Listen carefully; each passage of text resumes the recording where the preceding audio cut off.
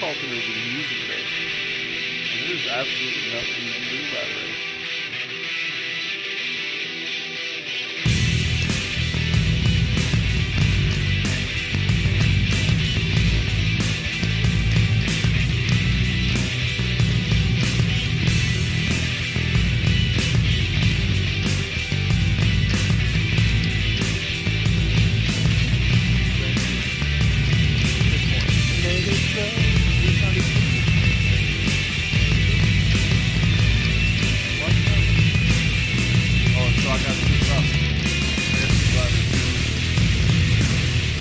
What's going on, everybody? Welcome to Corner Wrestling Radio right here on Spreaker.com.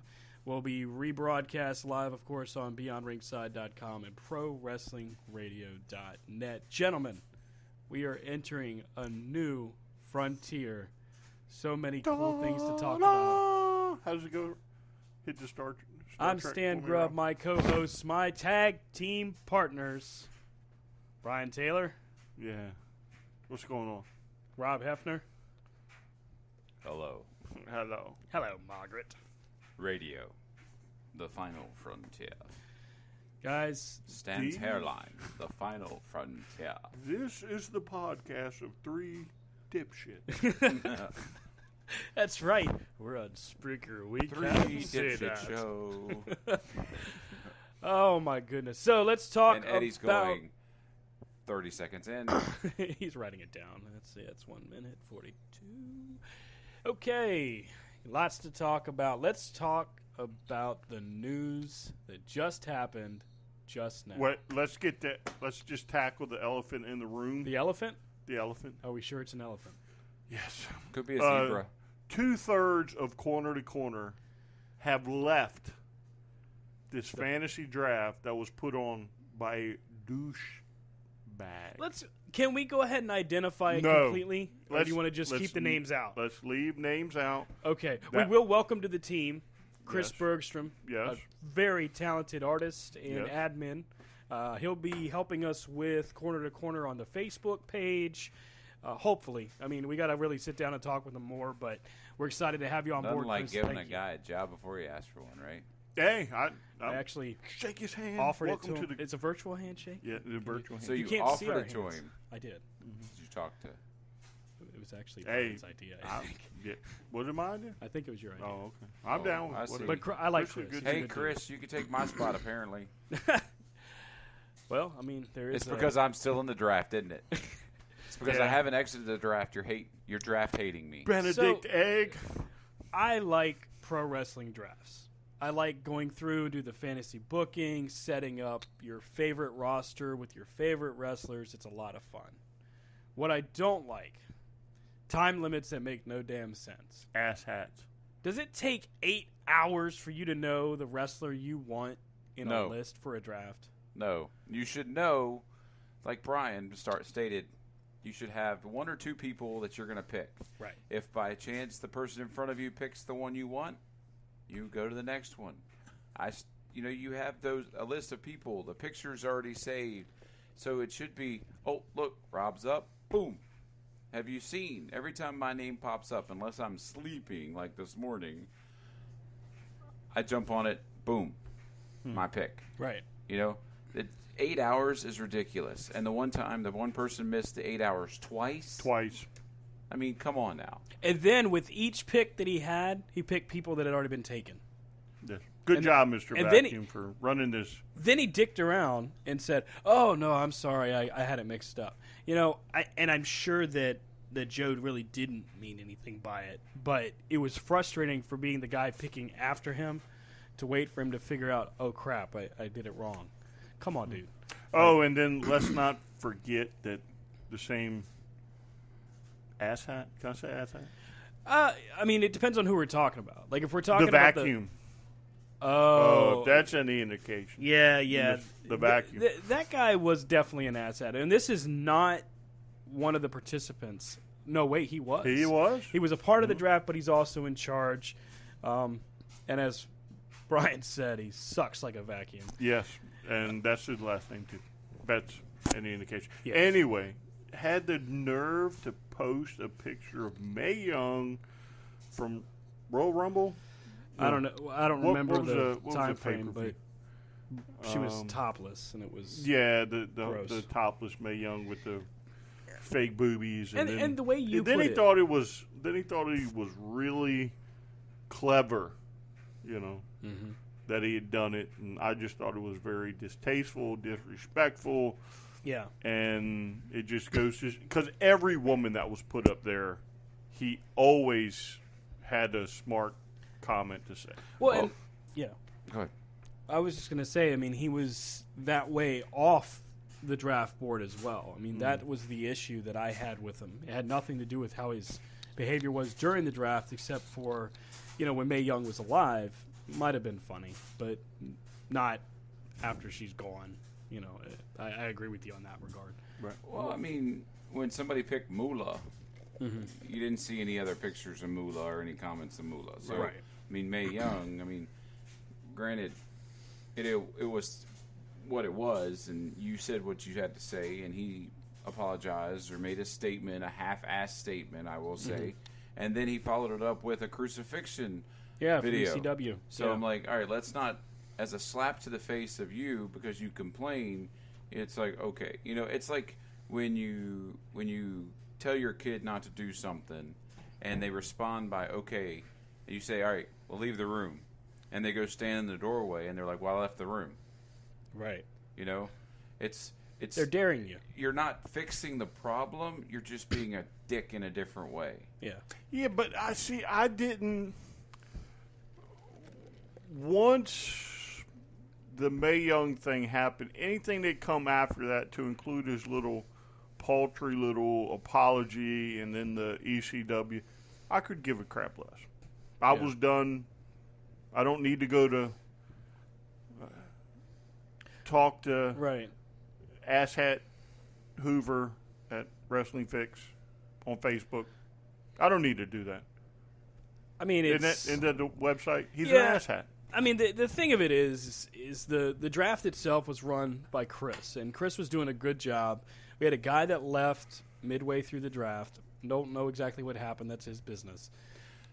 But when he left, all of a sudden there's this debacle going on between Chris and Hoover, where they're going back and forth, and not that it's really a big deal, but Chris is open about his life and his lifestyle, and Matt attacked him for that in a personal chat. Then he went back after him again, said he didn't have time for hand holding, and he spends all day as a male nurse listening to everybody complain in a hospital. I'm sure that hospital would love to know one of their employees hates listening to their patients. I'm sure that's gold. Well, here's the thing. Pardon me. It's a wrestling draft. It's a pretend wrestling draft. All right. So if we're going to take pretend federations where we get to make it up and we get to do anything, well, where in that does anybody's choice of lifestyle come into play? Exactly. It doesn't. It shouldn't affect anything. His roster was pretty on point. Yep. And so it's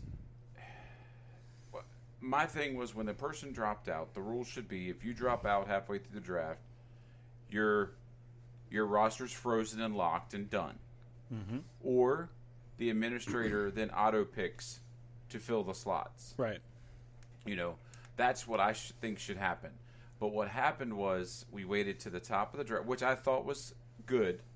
It was a fair decision. I think waiting till we began again to pick either at the bottom or the top would have been fine. But to allow the people in the middle just to start picking off the draft of the guy who just quit, I think that would be unfair. But what was done, but then the little chide remarks, the little things here and there, the biographies of intros. That made no sense. Because didn't he interrupt the draft? And No, that was somebody else. That was one of the participants who put it out there, but in his defense, he had a pick coming up like 2 picks down the road. So No. He was. Was he next? I was next, Okay. and he sent me a message prior to. Oh, okay. So if I didn't have a problem with it, Oh, so he'd made sure you were Right. cool with it. Okay. Well, that- okay. I that- didn't know that. Yeah. That's a stand-up thing to do Yeah. because the biggest things I got to, and then granted I haven't dropped out yet, but the person in question asked me a question, and then asked me again. And Oh, that's how he is. And I sent him a response, and my response was my response to him basically was, if I drop out of this draft, will it then make everybody else not be able to do the draft? Right. Will it then fall beyond whatever numbers they have? Mm-hmm. And so, but it said the receiver is not accepting any messages at this time or Right, whatever. So right. apparently he's either shut his phone off or he's taken his Maybe he's blocked you. roster and gone home. But we here at the C2C radio show don't discriminate against anybody for anything, Damn right. for any reason. Exactly. And so we sat around one night and we had a draft. We included Brian, Stan, myself, my 13-year-old son, and it was a fun evening. And it was done in 2 hours. The whole draft, Yeah. 24 people, was done in 2 hours. And so, I mean, I think we will be doing a C2C draft soon. I think we should do one live, get some people on the air, but I'm going to shut up now since I've been talking a long time. No, I mean you've got good points. You're not off, and certainly you're well within your rights as 1/3 of the triple threat to say your piece. I strongly disagree with how Matt Hoover does business. He seems to think he is something he's not. He put some chat messages out there to Chris that I definitely didn't feel comfortable with, and I let him know. When he first confronted me, it was a quick thumbs up, like trying to get my attention. So I asked him what he wanted. He said, if you got something to say to me, just say it. Well, right off the bat, that's not going to get you far. That never ends well for anyone. No. I mean, if you truly don't want confrontation, why don't you just say, hey, what's going on? Or is there a problem? But then on the other hand, that's also what people ask you right in front of everybody so that you don't say anything. Oh, yeah. Because he thought, I'm going to pull his punk card. First off, I can type better than that of a 12-year-old. I know how to spell the words you, don't, and no. By the way, that's a 4-letter word, K-N-O-W, Matt. But Chris Jericho says it's a 4-letter word. That's what he just said. That's what I just said. But Chris Jericho said it. Damn it, Jericho invented that. I hate you, Chris. I hate you. No, I'm just Books kidding. on sale on Amazon.com and other legal retailers. His Twitter handle is I am Jericho, I believe. All right, so So moving on. now that Rob's gotten Right. us away from that, So, no, I don't approve of any bullying of any type. I will continue to speak my mind freely, and on the radio. we'll make sure that the Pro Wrestling Fix gets its share of getting shut down when needed to be, because I certainly am not going to provide any support towards bullying or attacking anyone for their lifestyle choices or anything related to that. So, again, welcome to Chris Bergstrom, joining the crew here at Corner to Corner. My name's Stan, and I can speak. Correct. I can type well, but I can't speak worth a damn. Okay, so tonight we have got a lot to talk about. We got UCW news.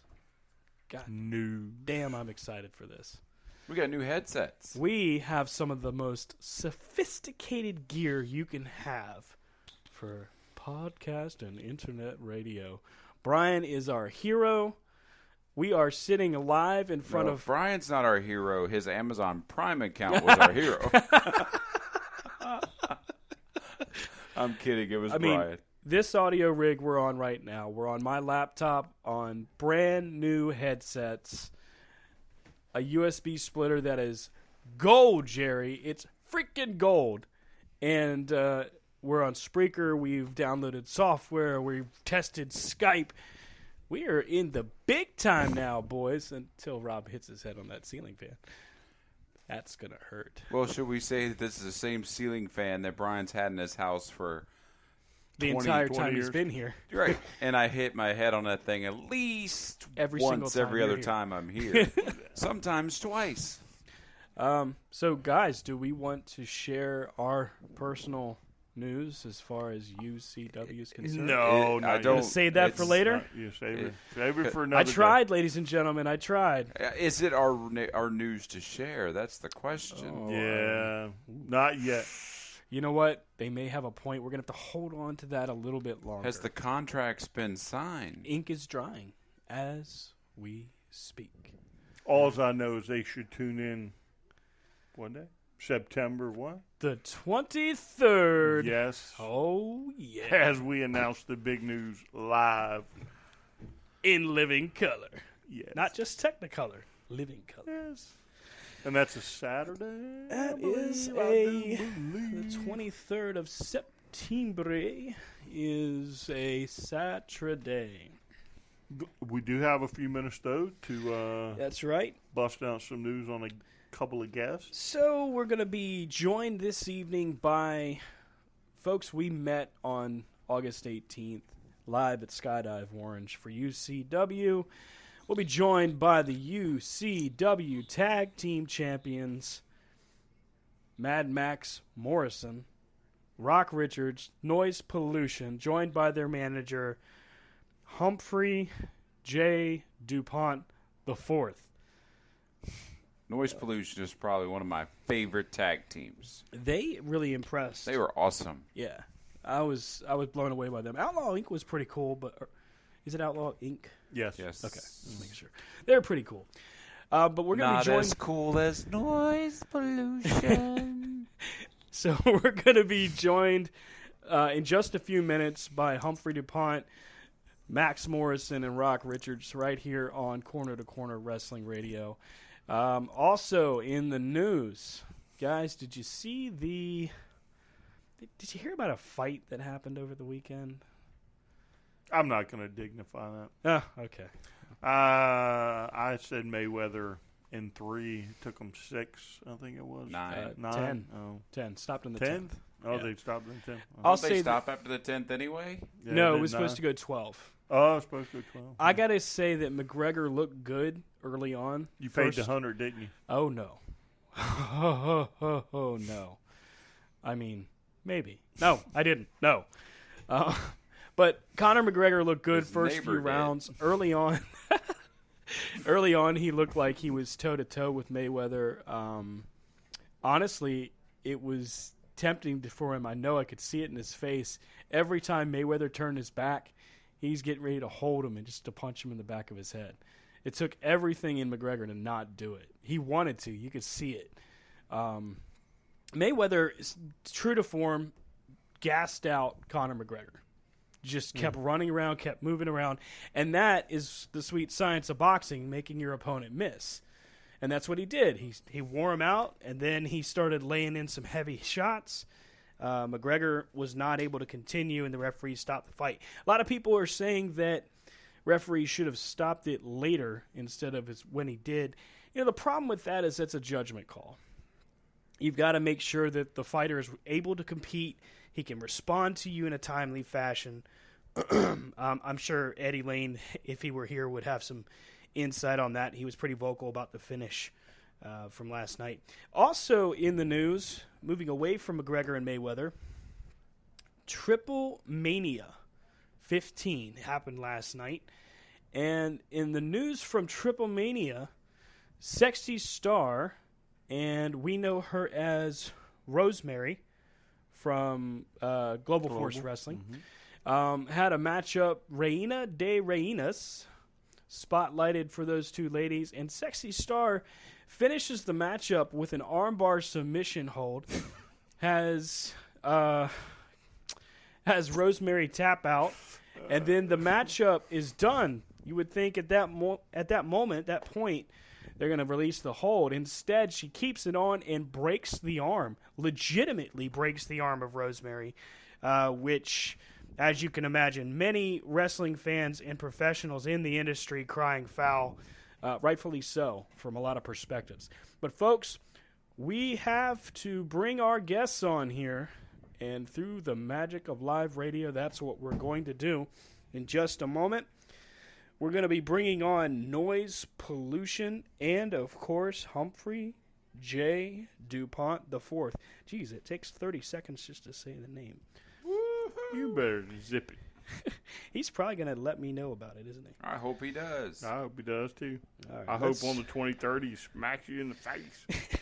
Gonna bring you in the ring. All right, Oh, we're you got going to something to bring say? in. Here he comes. Through the magic of Skype. Oh my God, my ears. Actually, I hope he has Max and Rock do it for him. What good manager gets his hands dirty? That'd be awesome. Stan loves chops. No, I don't love chops. Yes, I don't love chops. I should know. Skype is not communicating. I mean, it's communicating, but it's not Stan likes to cooperating. get whooped. Please, Skype. Uh-oh. Oh, somebody. Mr. DuPont, sir, we need you, sir. He probably heard you talking. Now he doesn't want to come on the show. Yeah, way to go. Let The me next just, call is going to be from Dubois. You're going to be like, Okay. We'll give this All right. another shot here in just a moment while we work through some technical portions of the issue. Looks like we're just trying to get him brought on the air. And, of course, we're going to be joined here in just a few moments by Max Morrison, Rock Richards, Noise Pollution, Ultimate Championship Wrestling Tag Team Champions. All right. You know, I saw that video just to keep the Mm-hmm. flow going. I saw Absolutely. that video. And, yeah, she really... Up, here we go. Tweaking it. Ladies and gentlemen, we are joined by Ultimate Championship Wrestling's Manager of Champions, Humphrey DuPont. Mr. DuPont, how are you, sir? I am quite delightful. How are you guys tonight? Doing great. It is so good to have you on the air tonight. Just a moment here while we add on, of course, your tag team champions, Rock Richards and Max Morrison. So while we get them prepared and bring them on the air, tell us a little bit about yourself. And just, let's bring our fans up to speed on just who is Humphrey DuPont. All right, so if you're looking for a Cliff Notes version, I can tell you currently managing Ethan Cross, who's the Ultimate Championship Wrestling television champion. Ethan and I have been together in a few different versions of the DuPont family, and him and I are pretty excited to be back together. And we've hurt a lot of people in the past, and we're planning on winning all the gold we can, and along the way maybe hurting a person or two that tries to get into our business. I started wrestling back in 1994. Simon Diamond of ECW fame. He was Lance Diamond at the time, and him and I had played baseball at VCU together, and he suggested I try it out. So I went up to ECWA with Jim Kettner and worked in ECWA for probably about 4 years, and then came to Virginia and worked with the first incarnation of Ultimate Championship Wrestling, which was, the late Billy Woody and his sons, Billy Woody Jr. and Danny Woody and Wesley Woody, who were on the show you were at and in Orange County. Their dad ran UCW with Big Stuff. And we had a nice run there, had Big Stuff and the Latin Lover as tag team champions. Big Stuff was a world champion. And it's funny how 10 years later, here we are, and Everett DeVore, who was on your show recently, he was a competitor in Ultimate Championship Wrestling. Now he's running Ultimate Championship Wrestling, and him and I have had a long-running kind of rivalry, and it's kind of fun to be crossing paths again.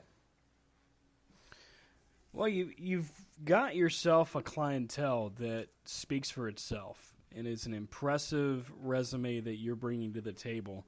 And I appreciate you being on the air with us. Ethan Cross, Noise Pollution.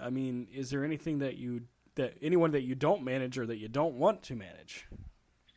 Well, right now, if you look at what's happened in Orange County, with me not even being at ringside due to Mr. DeVore doing some shenanigans, some contractual stuff, but that's another topic. But, without me even being there, 2 titles were on the line. And at the end of the night, when the dust had cleared, the 2 titles happened to be won by Noise Pollution and Ethan Cross, which makes us 2 belts, 2 titles, and the rest of the whole roster was 0. So I think we're off to a pretty good start. Do we always keep our eyes open for additional talent? Is there always a possibility of somebody that may have been aligned with some of us in the past comes by to lend us a helping hand? Yeah, we're always open to getting bigger and better, but we'll never add just to add. It's got to be to make us better. So wait a minute. You said there were some contractual issues between you and DeVore. What happened? He'll make you think he's on the up and up, but he would rather have these matches go down without me at ringside because it's easier for him to control things and have an easy evening. And so that night he pulled a fast one, and I let some paperwork go by that I shouldn't have, and kind of browsed over it. And even with his little underhanded maneuver, my guys were able to overcome what he had tried to set up and still come out of the Orange County show with all the belts. So now we go towards September 23rd. I'm sure you're chomping at the bit. You guys still there? Yeah, can you hear us? Yeah, we're here for you. Absolutely, I can now. So September 23rd, right around the corner, you've got to be chomping at the bit, ready to go, ready to see your champions defend. Oh, my gosh, man. What a night. It's going to be, first of all, Dulles Sportsplex, beautiful place. Holds a lot of people, and we're expecting a nice big crowd there.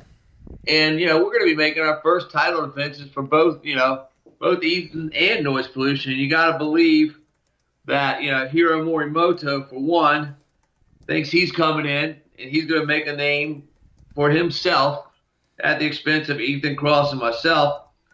And truthfully, we've had a lot of people coming with that exact mindset. And when they leave, they usually find that they stop by the hospital on the way home before they get to their house, because we don't take it lightly when people come poking their noses in Ethan's business or my business or Noise Pollution's business. So we feel like if we've given you the opportunity to get a match with us and win our titles, and if you're not up to that task, we're going to send you home with a little present, which is usually some sort of broken bone or black eye or something like that. All right, so I just got to ask, are you into bounties? Because this bald-headed weasel right here who rooted for Mr. Grimm that night. Wait a minute. While me and Rob rooted on Ethan Cross. That's not how this goes. Wow. So let me say this. There's a long history with Ethan and Mr. Grimm. Are y'all familiar with any of the history of it? Yeah, we're here. We want to hear all about it. Hey, listen, let me give you just a moment. I want to bring Max and Rock on with us. And beautiful. We started off earlier this evening. We let you know we're testing out our new audio gear. Let us add you right back here. I got to bring Max and Rock in here and then call you right back. Can we do that for you? Is that okay? I think I have the skill set. We'll find out. Awesome. I appreciate it. Folks, stick with us here. We're going to reset our call here. Reset our call. It'll be just a moment. $25 for the line. Dude, this is amazing. I love it. On the air? Yeah, of course we're on the air. I'm just having fun. Oh yeah, you're gonna get hurt on the 23rd. This is gonna suck. Okay. Because not only did he root against Ethan Cross, but didn't he pick Outlaw Inc. as well? He did. I think he did. Whoa.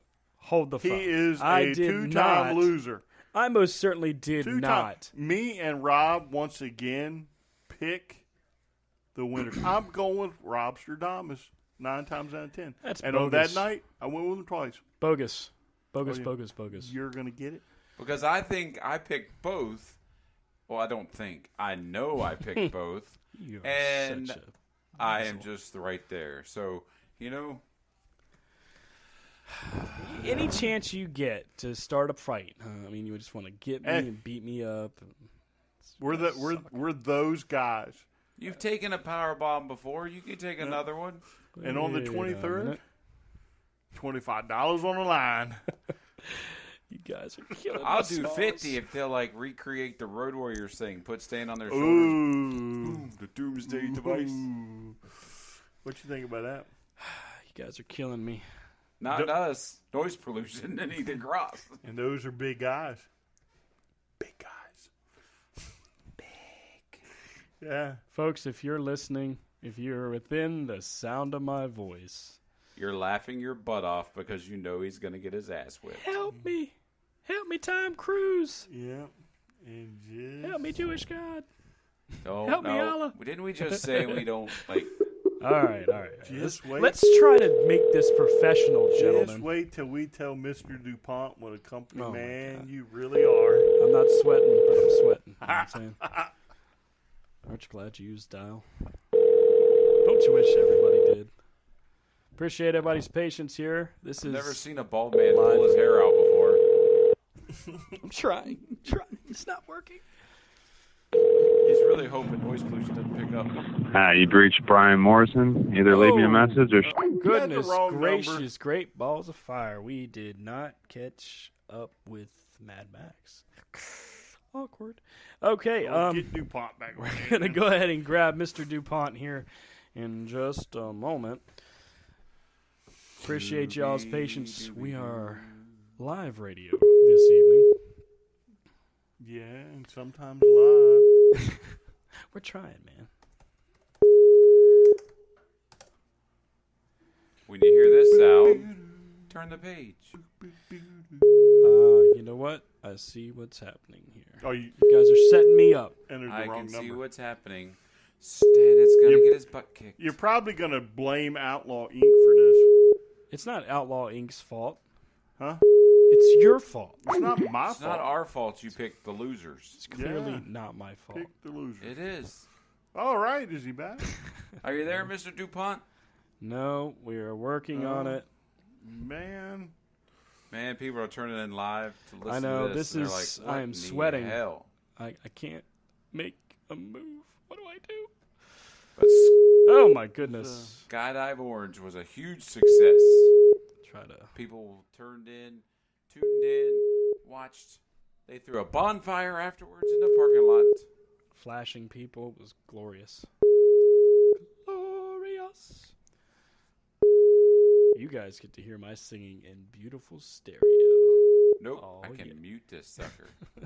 Yes. Suck. Although we should. Fight TV. Isn't it Fight TV? That is the selected Isn't that selected You know what's outlet, wrong yeah. now is DuPont's calling Matt Morrison because he heard that you picked against him. He's probably like, And they're these like, guys. we're not going to answer that phone He's call. like, these guys are a bunch of tools. Well, Rob and Brian are cool. It's that guy Stan. And here we go. Here we go. Okay, thank you so much. Appreciate that. Sorry, I don't know what's going on there. Well, we've had audio- Stan scared this whole time. You know, I've been nervous, sweating, was I've crying never a seen little a bald bit. man pull his hair out before. It can happen. It can happen. So we were trying to grab Mr. Morrison and Richard's on the line from Noise Pollution. I just sent out a text message, try to grab them here. Don't grab them; they won't end well. You know, I think they would probably not appreciate grabbing. Yeah. So, Pretty sure you probably wouldn't be doing a podcast for a while. you know, you're probably right. They did threaten to chop me on the 18th, and I'm grateful they didn't because that would have hurt really bad. Two very But big, muscular guys. If they would know that he picked Outlaw Inc. over them, I did not. he would have hit him. You. I picked This is noise not- pollution. This is not what happened. That's what happened. You can tell them on All the right, 23rd. so anyway, let's get back to Mr. DuPont. So, Come on, Stan, get with it. I mean, you put out a video. You talked about what your intentions were for the 23rd. Brian has asked you, how do you feel about bounties? I mean, are they beneath you to set a bounty out there to keep challengers away from your champions? Well, usually we run in a pack, and so to get, to, like you say, to the champion and keep people away, first of all, we're never running from anybody. We're not a bunch of closet champions. We're guys that fight. But furthermore, sometimes you may have to work your way up the pecking order to get there. So, in the past, we've had Corey Bush was with us in the DuPont family. Maybe you had to fight Corey to get to Ethan, something like that. And right now, like I said, we're always scouting talent. And just to be clear about something, Noise Pollution, great guys. I don't currently manage them. Right now in UCW, the only people I'm really managing is Ethan Cross. And we're looking to grow the stable. And Noise Pollution and I are on very good terms. We have mutual respect for each other. And I'd be lying to you if there hadn't been some mutual interest on both sides. So I just want to be clear, there's nothing contractually between Noise Pollution and I, but I do have a great respect for their work, and I'm very happy for their success here with the Tag Team Championship victory. So will you be paying attention to the world title match September 23rd? Come on. Of course I will. Bill Collier, man, and Juggernaut. I'll tell you, I've done professional wrestling now 23 years, I believe, and I owe Juggernaut, and Bill Collier may owe me. So I will say this. I'll be behind Bill Collier on this one. Juggernaut hit me in February with one of the biggest punches I've ever taken in my life. Though, even with all his might and leaving his feet, as it was documented on photography by a great photographer, Ronnie Dayvault, who actually captured the shot, he wasn't able to take me out, which was no surprise. But just for the fact that he went over there and swung at an innocent man, just trying to cheer his guy on, I thought that was low rent, and he will get his. So, Juggernaut, keep your eyes open and always be looking over your shoulder, because at some point, I'm going to whop you. Very nice. So, Ethan Cross, though, faces Hiro Morimoto on that. Another one of DeVore's little tricky moves. Hiro Morimoto has kind of been going around these areas and winning matches, and somehow he gets to come in and immediately get to take on the top stars or the guys with the belts. And, to me, somebody, again, has been in this for a long time. I've always been under the belief in the leagues I've been in, it's been kind of one of those, you come in, you work your way up. You don't just go right to the top, And for some reason, if you're a friend of Mr. DeVore, you get an immediate title shot. So here we are, Hiro Morimoto, who has not wrestled a match that I know of in the state of Virginia, much less Ultimate Championship Wrestling, suddenly finds himself, in a title match, which is a little fishy. It seems almost boxing-like. But nonetheless, Ethan Cross, pound for pound, this guy goes to the dojo, he's at the Monster Factory. This guy continuously puts in the work to get better. A lot of guys go, they'll do their night or two of training, an hour or two. Ethan Cross not only trains, he instructs trainings, and he goes out of state to some of the most polished places in the world, not just in the United States, but in the world, and makes himself better every chance he gets. He's in New Jersey at the Monster Factory. I can't tell you how often. And those guys, if you can get through that, you are a bad you-know-what. And so I have so much respect for Ethan Cross. Him and I have had such a great run together, and I continue to marvel at how he continues to improve, despite the fact he's been doing this for a long time. He continues to get better. So Hiro Morimoto, he may be thinking he's coming in here and he's going to make himself a name real quick. I predict this. Hiro Morimoto will get pinned. B, will leave with some sort of injury. C, will never ask to wrestle Ethan Cross again. That's my prediction for the match. Oh, strong prediction. I mean, that's a pretty bold statement considering that this is a gentleman hand selected by Mr. DeVore. Yeah, if you go look at the record books, it'll look like the Harlem Globetrotters versus the Washington Generals. Oh, wow. And we've got a lot of W's and not a whole lot of L's. So you're welcome to go look it up. I only speak facts.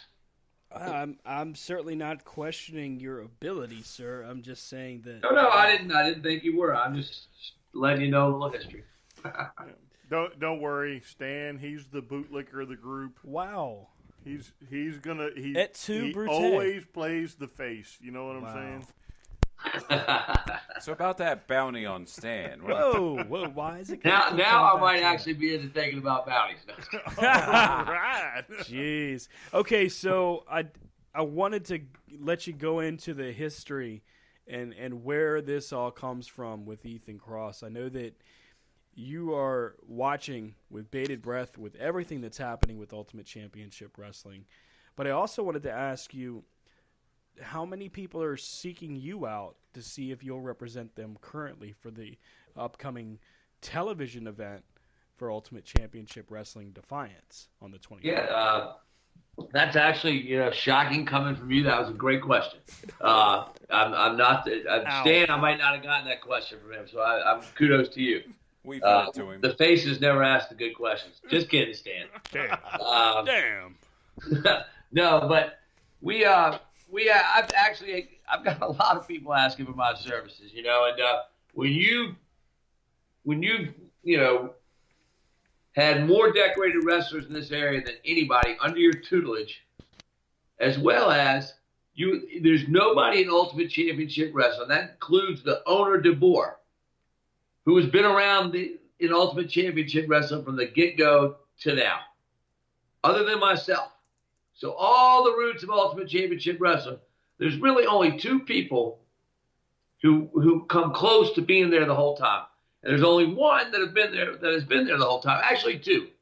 Strike on me, because the Woodies as a group have Mr. Big Stuff, Fatty McNasty, and Waylon Woody.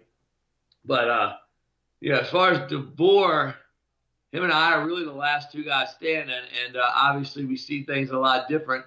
So he's going to do anything he can to screw Ethan and I. We were talking earlier about Ethan and Mr. Grimm, and how you guys were split on who you were rooting for. That series of matches started back in 2017. I was managing Ethan, and there were 4 matches. The first one was a 3-way dance with Money Green, Ethan Cross, and Mr. Grimm. And somehow Money Green was going in to save Mr. Grimm from being pinned, and I accidentally tripped him, and he didn't manage to make the save, so we got over there. And I was very apologetic after the match because I would have never tripped him on purpose. Of course, he thought I did. Then we took on Mr. Grimm in singles. In that match, he was DQ'd. And then we took him on again, and we were falsely accused, and we got DQ'd, and I'm still protesting that. But the final match was a lumberjack match between Grimm and Ethan. And halfway through the match, I got banned from ringside, which is never a good thing for our team. And Mr. Grimm obviously had a lot of help from the other goody-goody two-shoes at ringside, because Ethan Cross somehow managed to be put into one of Mr. Grimm's body bags, which would have never happened if it had been a solo mission by Grimm. But with the help of his little goody two-shoes, they managed to stick him in there. And Grimm then decided to hit a 480 splash on a guy in a body bag who can't even see it coming. Wow. Yeah, that's a wow. Uncalled for. Whatever happened to Grimm in Orange County, he had coming. He still has more coming. And that's one guy that we can't beat up enough and hurt enough. And when you say it, he'll tell you there's only one M. There's 3 M's in his name, so it's Groom. So don't ever let him tell you differently. 3 M's. Wow. The last M's for effect. All right. Yes. So being that this is UCW's big TV tapings, I believe this will be the first one. Yes. Is Mr. Cross feeling any pressure for being the TV champ? Golly. That's a funny question. I mean, so you're talking about a television taping. Uh-oh, we got a ring. Yeah. We're working on it. The technical geniuses here at Corner to Corner. Yes, sir. All right, ladies and gentlemen, we have got on the line with us right now Mad Max Morrison, Noise Pollution. Rock Richards is with him as well. And, of course, we're joined by Humphrey DuPont. Gentlemen, we have everyone together. This is an exciting time. Shocking development in technology. I appreciate your patience, Mad Max. Sorry for the delays on that. When do you get it to work? How's it going, Max and Rock? Hey, what's up, bro? Looking forward to seeing you guys on 23rd. Congrats on your big win in Orange County. Appreciate it, brother. Yeah. Yes, sir. From the get-go, you guys had something unique, and I always thought you guys had your arrow pointing up, and real happy for you and not surprised at all. Well, thank you, sir. Thank you. You're very welcome. I don't say a lot of nice things either, as both of you know. That's cool. We don't either, man. So I know. That's one of the things I love about you guys. All right, so noise pollution. Now that we got you here, how do you feel after your big win in Orange, Virginia, capturing the UCW tag team titles? Let's go ahead and get that straight, man. We are the first ever Ultimate Championship Wrestling Tag Team Champions, Daddy. We are the first ones to hold them belts ever in the history of this company. Yeah, I mean that we were there. We watched it. We enjoyed it. Stan rooted for Outlaw Inc. Me and Rob. That is not true. That is We're pulling for equivocally y'all. Cut your mic. something Just cut your false. mic. And we were quite impressed. Would never do that to you guys. You're the champs. Do you feel vindicated though coming into Orange and beating Outlaw Inc.? I believe y'all told us y'all had met him in the past one time. Yeah, back when they first started, they said that they had fought him. Yeah. Yeah. To get a win over them, how's that feel? Well, it's always good. I mean, when you fight two guys like them, you know they're tough and they're smart. You know, which in our business is makes them a dangerous opponent. Yep.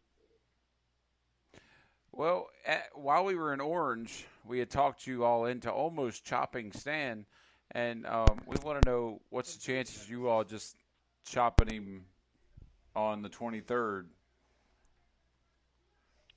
Well, as long as he plays his cards right, then we really have no reason to chop Stan. I mean, what's the whole big deal? I mean, unless he's red out and he needs to go down, I mean, there's really no need to do that sort of stuff, is there? Well, he's got beady eyes and bald head, and he pulls for the other team. That's not what happened. These guys are lying to you. They're feeding you a lie. See, this is how it is. But anyway, Stan, I can see Stan's nose growing through the monitor. Booyah! I would Pinocchio. never, ever do such a thing. This is ridiculous. Are you saying he might be a little bit of an instigator? I Yes, don't know sounds what like these that people big are instigator. doing. Sounds like he's trying to stir up a whole mess of trouble. I would never in my life would I want to do that. so noise pollution, what have you all been up to since UCW? How did you all celebrate your title victory?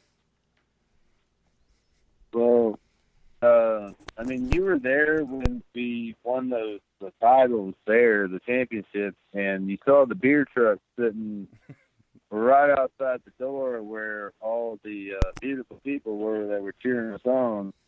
So, of course, in typical noise pollution fashion, we grabbed a couple cups and drained that truck dry, as noise pollution would. There were a lot of, you can say it, beautiful women in the area, in the arena, or the hangar. Yeah, the hangar. You can say it. It's That was definitely a wonderful place to be, I ain't gonna lie. I mean, Ron Holiday was having fun. I ain't worried about Ron Holiday. Wow. I mean, come on, you've got alcohol, wrestling, and skydiving. What could go wrong? Alcohol, skydiving. How that's awesome. Yeah, I mean, but I don't know if they're awesome all at the same time. That sounds like it might be pretty dangerous. That's what I'm saying. I think I would do the skydiving and then the alcohol. Yeah, let's go ahead and get boozed up and jacked up and hooked up before we jump out the before we jump out the plane and get jacked up in the sky, Daddy. Yeah. I asked somebody, I said, so really should there be a beer truck around people who are jumping out of planes? And the guy said, well, it's not jumping out of the plane you got to worry about. It's the ones packing your chute that you hope aren't drinking. Or, maybe I can see where that can cause some trouble. But anyway, so what y'all got on your schedule between now and the 23rd? Between now and the 23rd, man, we got a whole slew of stuff going on, Daddy. Like, the first thing on our agenda, since last night, we went ahead, and since we had the night off, we hooked up in North Carolina in the Wilson County to go ahead and hook up over there at Danger Zone Sports Entertainment to go ahead and do singles action, where I took on this young cat named Travis Collins, who's a young cat you need to keep your eyes on, and Rock got his hands on the man in charge named Viper, who's been around a good long time. It was his birthday, and we were trying to make sure it was his last birthday, to be truthfully honest with you. So you gave him a good birthday present, did you?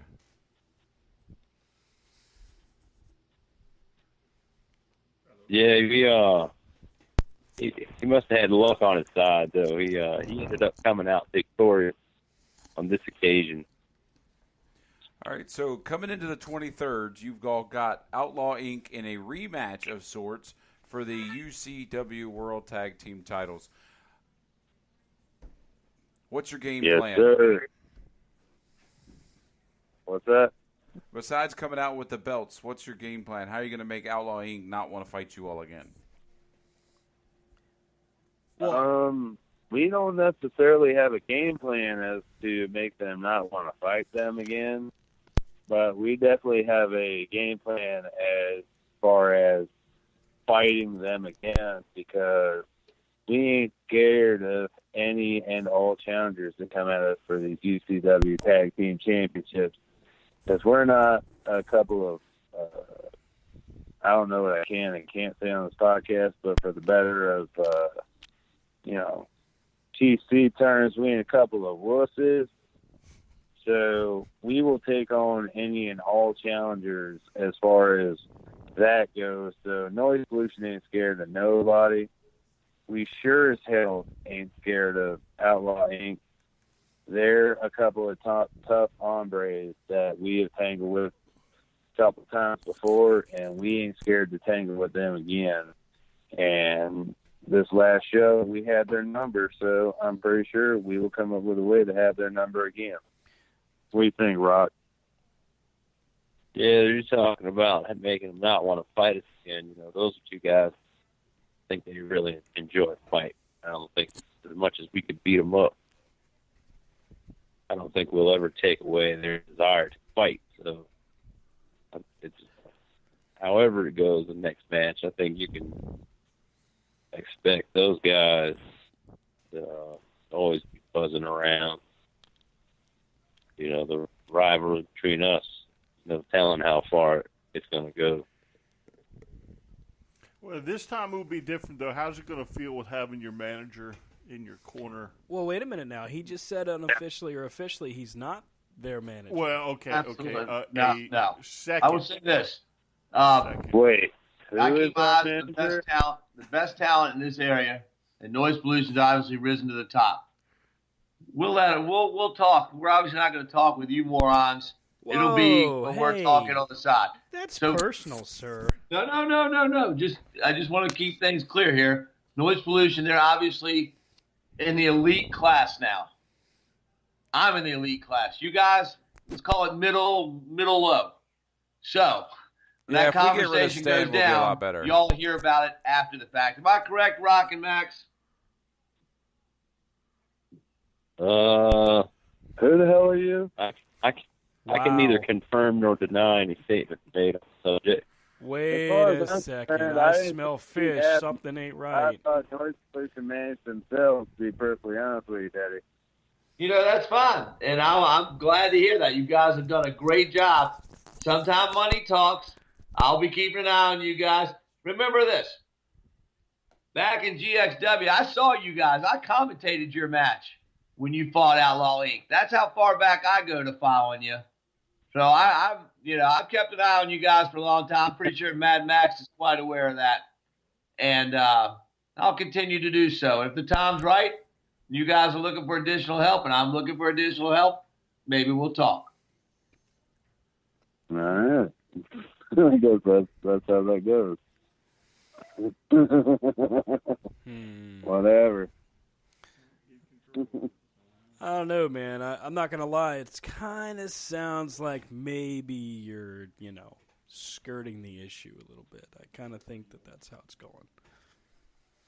And I'm not looking to start anything here, but, Rock, one more thing you might want to look up is look back in the Ultimate Championship Wrestling record books. I know you're the first of the new incarnation of Ultimate Championship Wrestling, but, buddy, there's a 20-year history.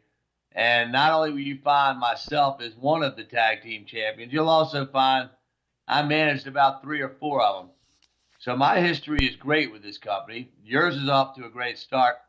No need to get personal here. I was just saying to you, I respect your talent, and I'm always looking for good people to bring on, and I'll continue to scout, and maybe someday we'll talk. No hard feelings, sir.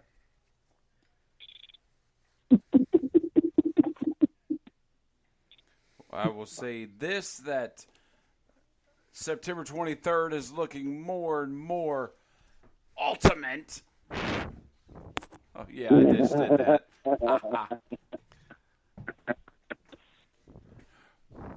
Yeah, we're going to be looking forward to it. Oh, my goodness. I'm looking forward to just cracking some skulls, Daddy. You know what I'm looking forward to on the 23rd, Rock? I am looking forward to Cheap Thrills versus the Hounds of Hades to see who in the hell we're supposed to be facing next after we rub Outlaw Inc.'s heads in the dirt after the 23rd for these UCW tag team titles. I want to know who we're facing next after we're done and over with Outlaw Inc. Is it going to be the Hounds of Hades, or is it going to be Mr. Jimmy Flame or Matt Sex Sells? Cheap Girls. Who is it going to be? That's going to be a good match, but do you have a preference? Not really, Daddy. I know we have been in the rings with the Hounds already, and we have been in a verbal battle online with Cheap Thrills for the last couple months. So I know whoever we step in the ring with is definitely going to be a spectacle from start to finish, Jack. It's interesting as I hear you guys lay out the card for the 23rd. You don't hear a lot of people that are paying attention to their surroundings like that. I mean, you're watching who your upcoming challengers could be. You gotta give you credit for that, because that's a definite strong suit for you. It's a strength.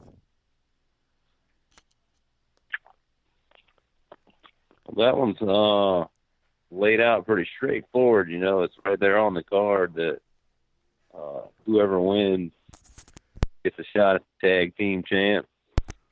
Currently, we are the tag team champ, and being in this business, I don't think you're ever going to hear anyone plan on losing a match. So we have to go in thinking that we're going to win against Outlaw Inc. and eventually defend against the winner of Cheap Thrills and the Hounds of Hades. So I don't know that I would say we're geniuses by any means, but you can't kind of deny what's right in front of us at this point. I would agree. I would say that you all are the first UCW Tag Team Champions. You're going to be the longest running UCW Tag Team Champions, unlike my co-host Stan here, who is saying, well, it's too early to look around. I think, when you're the best, it's easy to just look to the future, because who else, right? Yeah. Yeah. When you got those titles on you, also have a bullseye on you. So how did it feel? Like, we've talked about you being the first ever UCW Tag Team Champions, and we talked about celebrating with the beer truck. You got to admit, how much cooler could it be wrestling somewhere where there's a beer truck right outside the door? But how did it feel to become the first UCW Tag Team Champs with the lineage that UCW has? Let me go ahead and take this one, Rod. Feel free to chime in whenever you choose. This noise pollution has been working hard for the last couple of years, Daddy. We've been making moves. We've been building our brand. We have been trying to build our name in the pro wrestling circuit for the last few years, trying to become something. And we finally got to the point where we had the opportunity to which that we could get in there with a couple of diehard scrappers and find ourselves in a situation where we ended up victorious and a chance to win our first ever tag team championships. That is our first championships in Noise Pollution's career. So for that alone, we definitely are humbled as hell to be given this opportunity, but at the same time, we definitely feel confident in our abilities to the fact that we're not surprised that we were able to get this at the same time. And we're definitely also looking forward to whatever challenges come our way because of the work we put into this to get to this point thus far, and plan to do whatever we can to hold on to these things to help build Ultimate Championship Wrestling for the future and help build this tag team division for what's going to be years to come. Rock, what do you got? Well, thank you very much. Got it. I mean, we are the first UCW tag champs, but UCW tag champs are our first titles as well. So it's kind of like, first for the company, first for us. And I think we feel pretty good, getting a start with a company that's kind of going to be built up from the ground level. I mean, for us to be on the ground floor, is pretty amazing. Right. And, this is whenever you build any sort of building, any sort of structure, the height that the building can reach is all depends on the foundation, I think that's where we're at right now. So we're honored to have the titles. We also understand that there's a certain responsibility on us to carry these titles and bring respect to said titles, because if ultimately to bring that type of respect to this company, and we want to see UCW go all the way to the top, because if they go to the top, we go with it. That's it, because it's all at the end of the day, it's a team effort, and what we can do with these titles to bring UCW Tag Team Division to the top, all we can do is help bring more attention to UCW itself, so that we can get more teams into this division, more people paying attention to the division, more people paying attention to the company itself, more people paying attention to UCW as a whole, to see this as the big entity that we would love to see it at the end of the day, to build it to be whatever big entity it plans to be. And we're at the root end of trying to build the infrastructure for which this thing is going to build into a strong, fortified tree.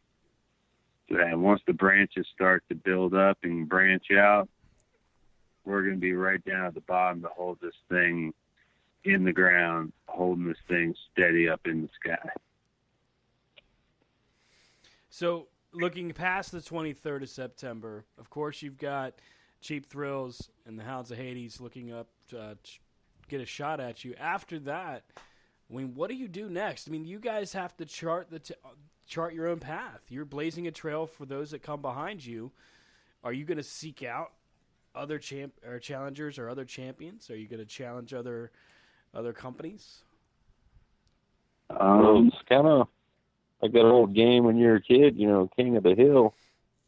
When you're, like I said earlier, when you got those titles, you got the bullseye on your head. You don't really have to look too hard to find challengers. They'll come find you.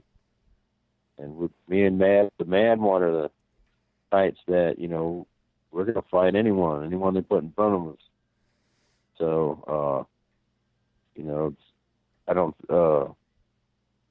think that we'll have to seek out, you know, any particular tag team. I think once UCW gets rolling and they see what it's all about, we're not going to have any trouble at all finding challenges for those titles. But at the same time, though, I feel that as UCW gets rolling and the tag team division gets rolling, and as noise pollution gets rolling with these tag team titles, like Rock was saying, the quote Spider-Man, with great power comes great responsibility. There are other teams out there we're looking to bring in the fold, because I know between me and Rock, we've had many discussions, and there's many people out there we're looking to, you know, put up the task and have the challenge with. But only time will tell until we can actually make all that stuff happen. So between now and whatever the future holds for us, we're going to hold those championships down and put the kind of respect into it, and put the kind of notoriety into it, put the kind of put the kind of prestige into those belts that it rightfully deserves, so we can have ourselves the best tag team division in Virginia that we possibly can have. Well, there you have it, folks. The tag team champions for Ultimate Championship Wrestling, Mad Max Morris and Rock Richards, Noise Pollution.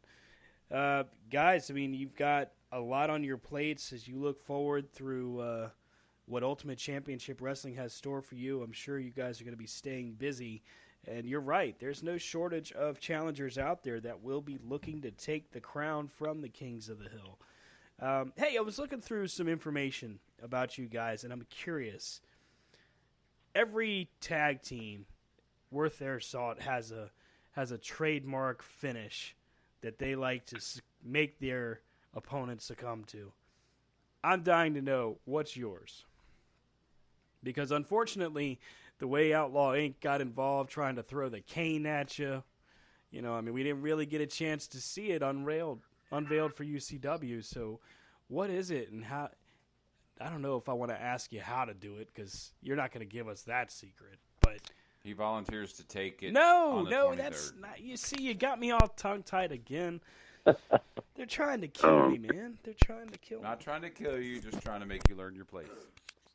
And my place. Well, if you guys are paying close enough attention, we happen to win those titles almost based off of our double team finisher between me and the Relentless One over here.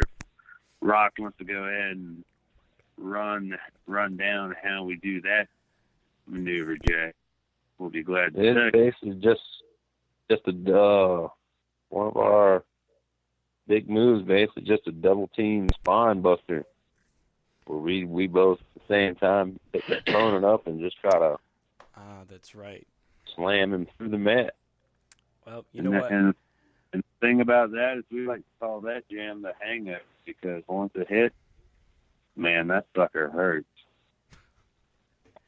No question. Feeling it the next day for sure. No question. It hurts like hell. So when you were putting that together and you guys were deciding how do we want to end this for our opponents, did you have to take it first? I know that seems like a silly question, but I had to ask. I asked the silly questions. Rob and Brian asked the serious stuff. Not really so much. I know back when we first started, we had another maneuver we were using, and that one doesn't really seem like that one fit the bill so much. But as we started to kind of go through and build ourselves up a bit more, we began to develop ourselves into something a bit more, and we felt our move deserved a bit more to go with it, and that's when we decided to come across this double team spine buster, the hangover, if you would. And to this day, we haven't taken it ourselves, but I sure as hell don't believe it would feel very good if we did, to be honest with you. Now, Yeah, we believe in simplifying. You know, it's like, what move should we do? How about we just pick them up and slam them down real hard? You know, that's it. so the question would be, Mr. DuPont, have you ever had to succumb to the hangover? No, Mr. DuPont. I have not. And I hope I never do. Wait a minute. Wait, am I not supposed to call him Mr. DuPont? I mean, I'm just trying to be respectful. Wait a minute. Was that the gentleman that was speaking upon noise pollution at the beginning of this interview? Is that Mr. DuPont, Mr. Humphrey DuPont III, if I'm not mistaken? You might not be mistaken. You are correct, sir. Oh, my goodness. You gotta Yes. be kidding. No kidding here, sir. Man. It's how the connections of technology happen.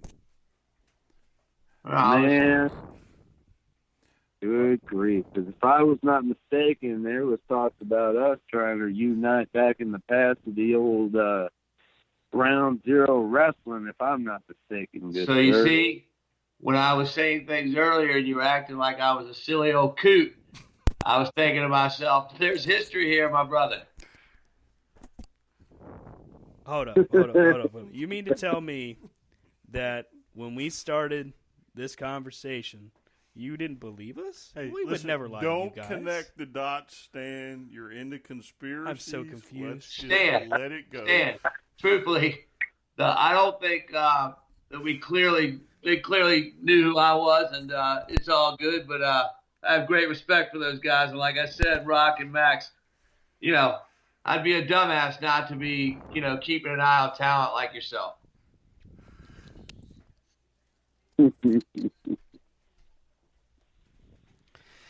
Well, gentlemen, final thoughts as we head towards the 23rd. I want to make sure we've got everybody's take because this is a big event. This is a television taping for Ultimate Championship Wrestling, September 23rd at the Dulles Sportsplex. Actually, the name of the arena is actually the Michael & Sons Sportsplex, I believe is what it's called. Michael & Sons. Sorry.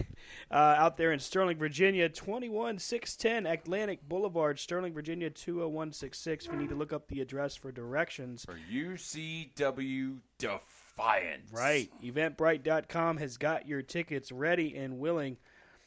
Mr. DuPont, we'll go to you first. As you head to the 23rd, final thoughts leading to Ethan Cross's title defense and what's to come.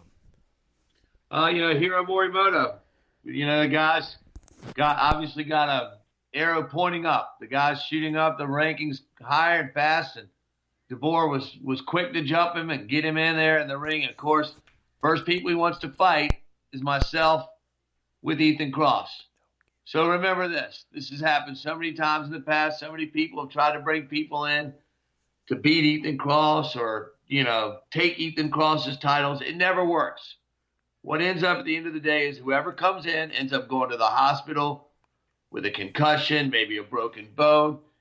And at the end of the day, it turns out their hospital bills were 5 times as much, 10 times as much as they got paid to wrestle that night. and it ends up being a poor investment, not only financially, but in their long-term health. And I want to say one other thing. Bill Coyer will whoop Juggernaut's ass for the UCW title. And I fully expect Noise Pollution to once again take Outlaw Inc. down. But, guys, keep an eye on that Mr. Salazar. He's a sneaky guy. I got a lot of respect for him, too. That's my take. Defiance. It's going to be a heck of a show, and we appreciate you guys back in UCW. Absolutely. Anytime there is wrestling action to be found and in our backyard, by God, we're going to be there.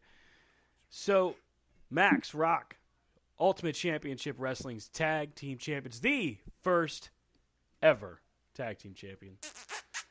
I'm sorry, that's what I was hearing while Stan was talking. Hey. First, I'm not cheering for you guys enough. Now I'm cheering for you guys too much. This is the confusion. That is Too little, too late. So, guys, final take as you go in to defend your championship against Outlaw Inc. What do you got? I think we're just going to continue to wine and dine and let that gold shine, Daddy. That's it, man. We're gonna keep it loud as hell as usual, and we're gonna come ready to fight. That's it, dude. We're gonna roll in there. We're gonna treat it like every mosh pit we've ever walked into. We're gonna slam dance all over their asses, and we're gonna go ahead and make a name for ourselves. Outlaw Inc. ain't gonna know what hit them. They're a couple of tough hombres, but obviously they came across the Noise Pollution at the wrong time because we're at the top of our peak, Daddy.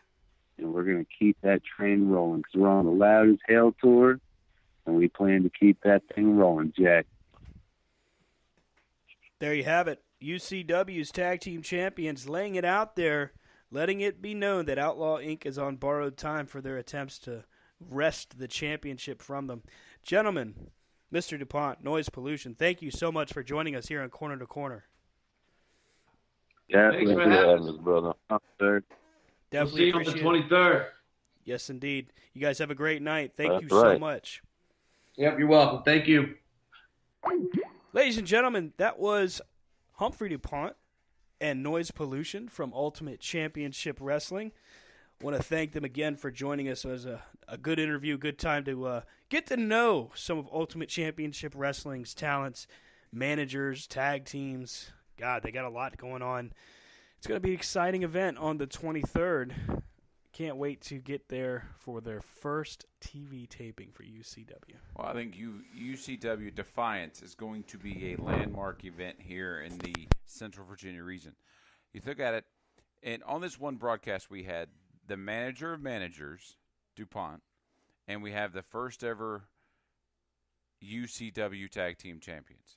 So what better way to debut the Defiant show coming up than having that kind of talent on here? And DuPont showed. DuPont has history, and he is going to bring it. He's not going to allow the misdealings and the bad dealings and the lollybrook as I don't know what's the word I'm trying to find out, but I don't have the Is source lollybrook in a front of word? me. Hush up.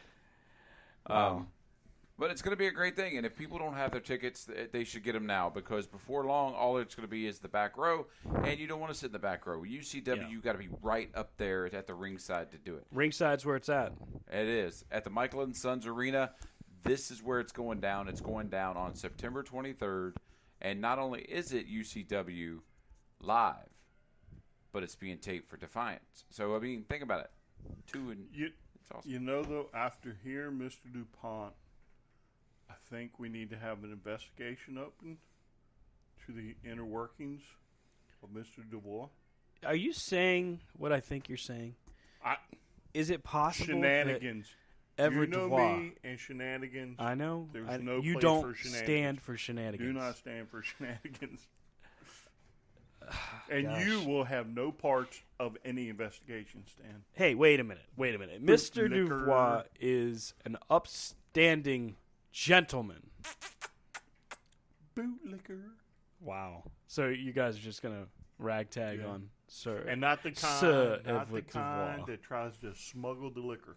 Wow. What? Wow, what? I don't smuggle nothing. Oh, you smuggle. No, you do. And Snuggle. I don't know what you're talking about. But I agree. I think there needs to be an open thing to see what's going on because I do see foul play afoot. But as DuPont said, the foul play was there, but it didn't come through because what happened at Skydive Orange?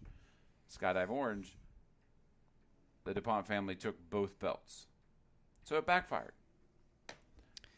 Well, I mean, it remains to be seen, but apparently DuPont says that Dubois wouldn't let him get there, wouldn't let him be there. Maybe we should have DuPont and Dubois on here at the same time. At the same time. Oh God! Oh, that would be Could that great be fun. any more We confusing? should try I mean, to line exciting. that up for the week before. That You should know be what? the week before. We might have to do that. I'm sure Mr. Dubois would not be afraid to go head to head in a verbal joust, if you will, sir. Yeah, It could be pretty good. Mm-hmm. Could be good. So, okay, we talked a little bit about some of the news of the week before we started with Ultimate Championship Wrestling. Let's talk about it. We talked about Sexy Star apparently injuring Rosemary from Global Force Wrestling. We touched on how the wrestling world has been responding, and I'm curious to your guys' thoughts. What do you think of a person going into business for themselves and attempting to eliminate maybe their competition in a form that makes it so that they can't earn a living any longer? Rob, we'll start with you. I mean, on the upfront, anytime a professional takes it too far, I think it's just not right. I mean, in the professional wrestling world, each person is putting their career and their livelihood in the hands of other people. And when somebody takes it too far, makes it so they can't, maybe have a right to earn a living or make a paycheck, it's not right. But I will say that we need to listen to both sides. Mm-hmm. We've heard all the outside. Has Rosemary said anything? Right. Has Sexy Star come out and said anything? But what I did read is that this isn't just a one-time thing. That apparently these two have had heat before. Well, that's the background, is that apparently there's some bad blood between the two. Sexy Star's been in the news a lot lately. John Morrison got involved at a AAA event before Triple Mania, and apparently somewhere in the midst of this event, getting prepared for Triple Mania rather, there was an event where Taya, who is John Morrison's girlfriend and is also friends and co-workers with Rosemary, was stripped of the title at I don't remember the event title, the name I mean. But anyway, she was stripped. Sexy Star was awarded the title from Vampiro. So there's all this bad blood that's stemming over from that. Get to Triple Mania, they go from the top rope, and Sexy Star slaps on an armbar submission, much like Alberto El Patron uses for his finish. At first, you think, it's just a submission hold. She's got the tap out. It's over. Holds on, won't let go, and now Rosemary is out of action. We don't know for how long, but there's some question as to possibly, could this be a work? Could this be something where Rosemary is okay? Brian, what do you think about the incident itself and some of the speculation going on around it? I mean, I saw the video a couple of times. I watched it a couple of times.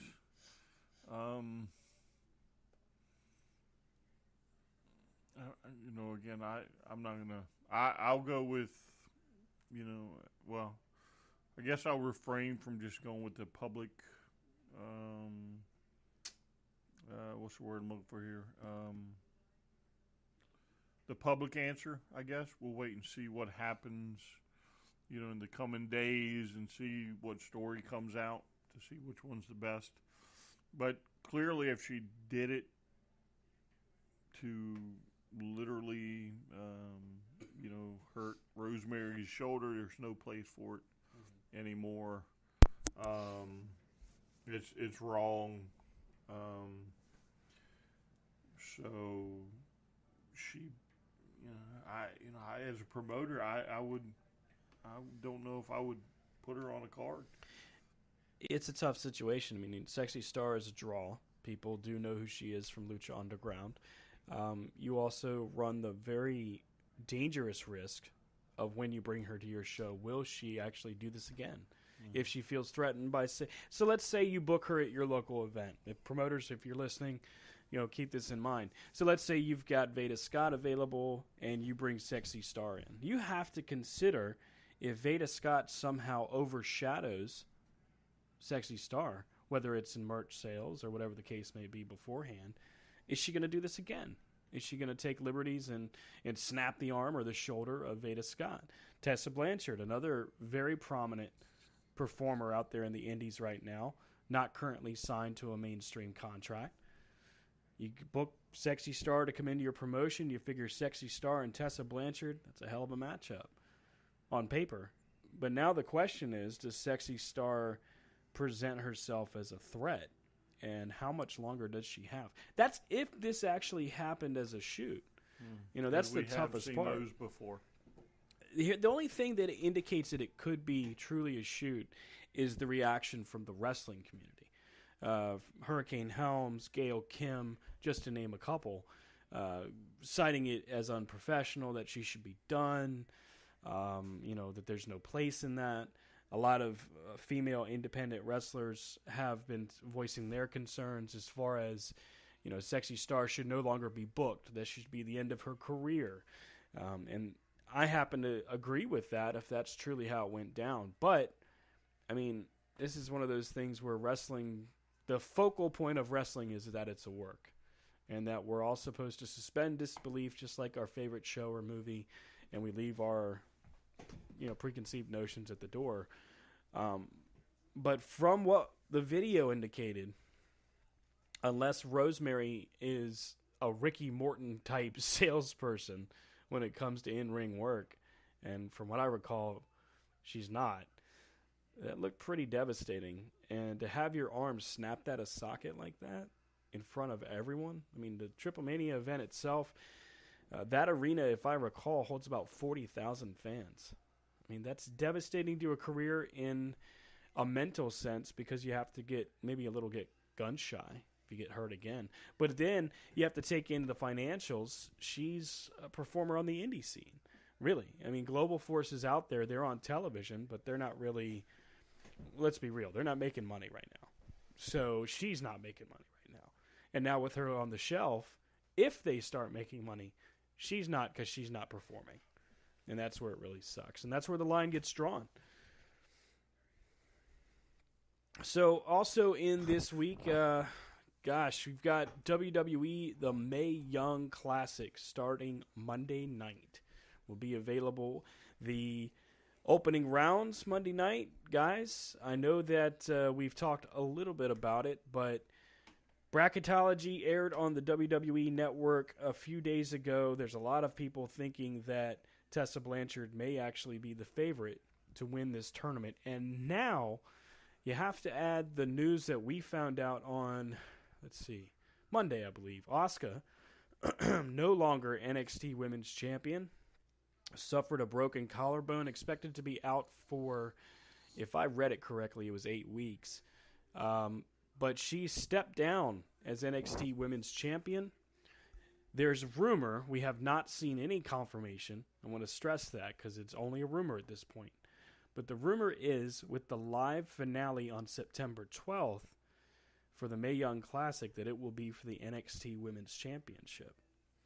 So there we go. Tessa Blanchard, favorite to win in a lot of people's eyes. You've also got Kairi Sane, who is a favorite for a lot of folks that are familiar with her work from overseas. They go head to head night one or the first round. First round, that's right. And you've got Toni Storm. You have Rachel Ellering. You've got Candice LeRae. You've got Marty Bell. There is no shortage of awesome name talent in this tournament. But I also saw a lot of feedback from wrestling fans on Twitter that said they should be allowing the current women's roster on NXT to compete for that championship and have the Mae Young Classic winner maybe be the number one contender. That's what I was saying, because, it's just like, it's just like we were talking about with UCW, We were talking about that a minute ago where this Morimoto dude can come right in and challenge for the title. So you're telling me that you win a classic, and then bam, you're the NXT champ. When I think what they should do is do a tournament on NXT.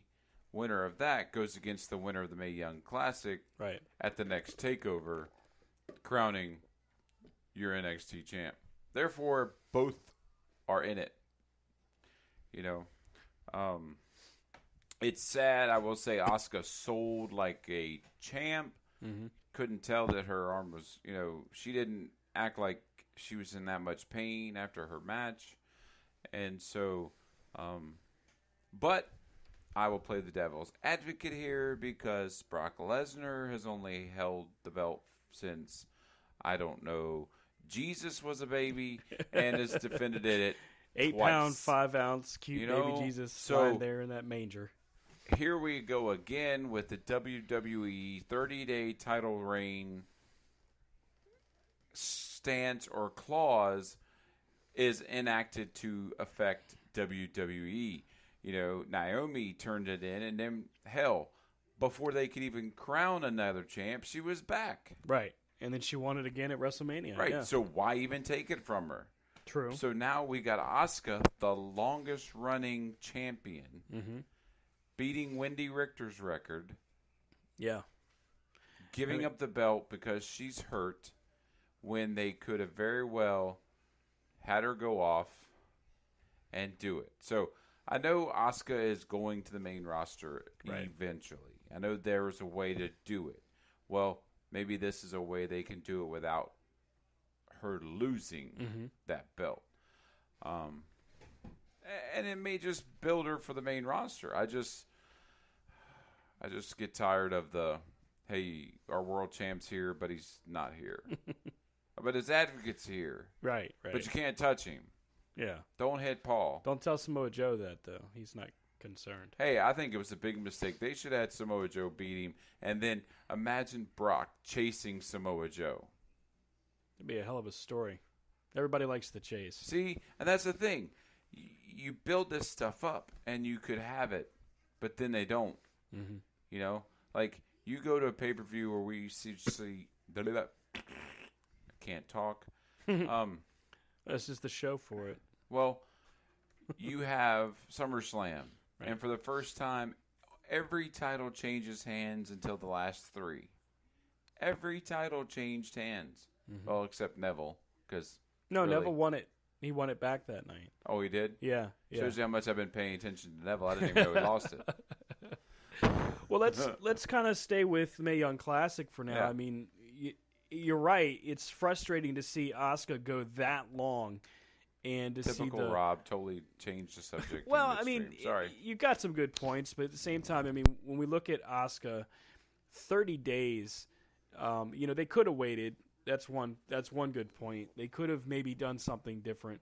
Brian, I mean, with the Mae Young Classic coming up, and now the rumor of possibly the live finale being women's champion for NXT, thoughts on the Mae Young Classic and what's going on with Asuka? All right, so I guess for me, I have absolutely no problem with the fact that she was forced to give up her title. I have no problem with the winners of the tournament going on to, or the finalists, I guess, getting a shot at that title. At the end of the day, the person who's going to get the title shot and eventually get the win are going to be signed by WWE. They will have already been signed by WWE. Mm-hmm. And if it hadn't been for the Mae Young Classic, they would have already been on NXT TV. So they wouldn't have been much different than some of these other people that just immediately go right to the top. Right. No, I haven't seen no spoilers or none of that stuff. No, we've been pretty fortunate to avoid those, actually. Yeah, but there's a lot of good candidates out there that I don't see where anybody would have a problem with. if they were crowned NXT champ. And as far as Asuka goes, I think this is just perfect timing in the fact that now she doesn't have to lose her title to go to the main roster. Yeah. Whereas with Bobby Roode lost his title, had to went up. Samoa Joe lost his title, went up. Shinsuke lost title, went up. She doesn't have to lose it now. It was taken from her. It's There's honestly there's no asterisk Yeah. where she loses at the end of the reign. right. You know what I'm saying? And if they're smart, when she comes back, she's immediately on that very night Champion. thrown into a championship match, And and wins. she wins. Yeah.